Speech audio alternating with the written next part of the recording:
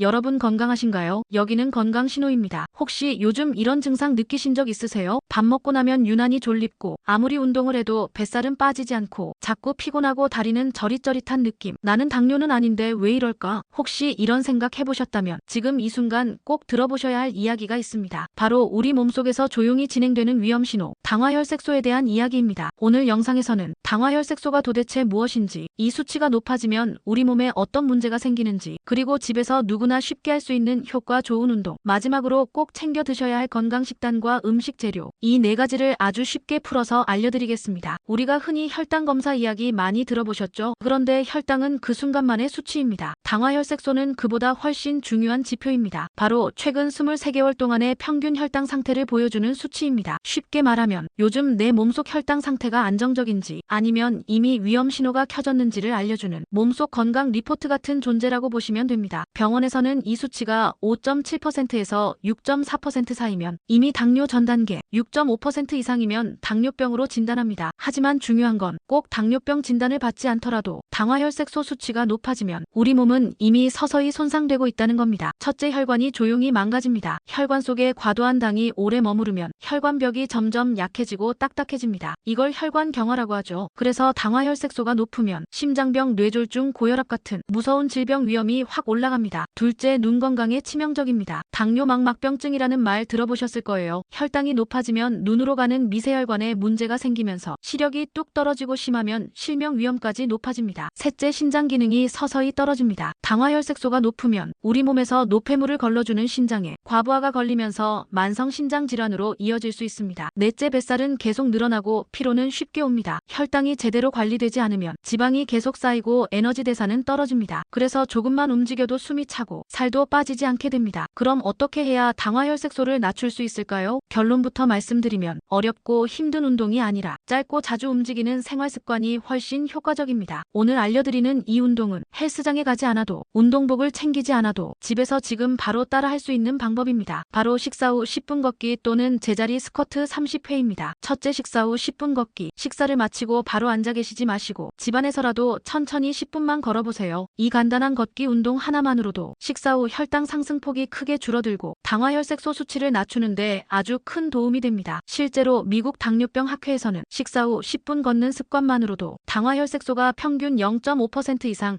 감소한다는 연구 결과를 발표했습니다. 둘째, 제자리 스쿼트 30회. 걷는 것이 힘들거나 바쁘신 분들은 제자리에서 스쿼트 30회만 하셔도 충분합니다. 스쿼트는 우리 몸의 큰 근육을 자극해서 혈당을 에너지로 빠르게 소모하게 만드는데 탁월한 효과가 있습니다. 하루 3번, 아침 식사 후, 점심 식사 후, 저녁 식사 후 각각 10분 걷기나 스쿼트 30회만 실천하시면 몸이 바로 달라지는 걸 느끼실 수 있습니다. 처음부터 너무 무리하지 마시고 하루 한 번부터 시작해서 조금씩 횟수를 늘려보세요. 운동만큼 중요한 것이 바로 식단 관리입니다. 특히 당화혈색소를 낮추기 위해서는 혈당을 천천히 올리는 식사를 하는 것이 가장 중요합니다. 첫째, 식이섬유가 풍부한 채소. 식사 시작할 때 반드시 채소를 먼저 드세요. 브로콜리, 시금치, 양배추, 아스파라거스 같은 녹색 채소는 혈당 상승을 막아주고 포만감을 오래 유지해줍니다. 둘째, 통곡물과 저항 전분이 포함된 식품. 흰 쌀밥 대신 귀리보리, 현미 같은 통곡물을 선택하세요. 감자보다는 고구마 그리고 찬밥처럼 저항 전분이 높은 식품을 섭취하시면 혈당이 급격히 오르는 것을 막을 수 있습니다. 셋째, 건강한 단백질 식품. 닭가슴살, 두부, 생선, 계란 같은 단백질은 혈당을 안정시키고 근육량을 유지하는 데 꼭 필요합니다. 특히 생선 중에서는 오메가3가 풍부한 고등어, 연어를 추천드립니다. 넷째, 혈당 관리에 좋은 천연식품. 계피, 헛개나무, 강황 같은 천연식품도 당화혈색소 관리에 도움이 됩니다. 아침에 따뜻한 계피차 한 잔, 식후에는 헛개나무 차로 입가심하는 습관을 만들어 보세요. 다섯째, 물 충분히 마시기. 혈당 조절에는 수분 섭취도 매우 중요합니다. 물을 자주 천천히 마시는 것만으로도 혈당 수치가 천천히 오르고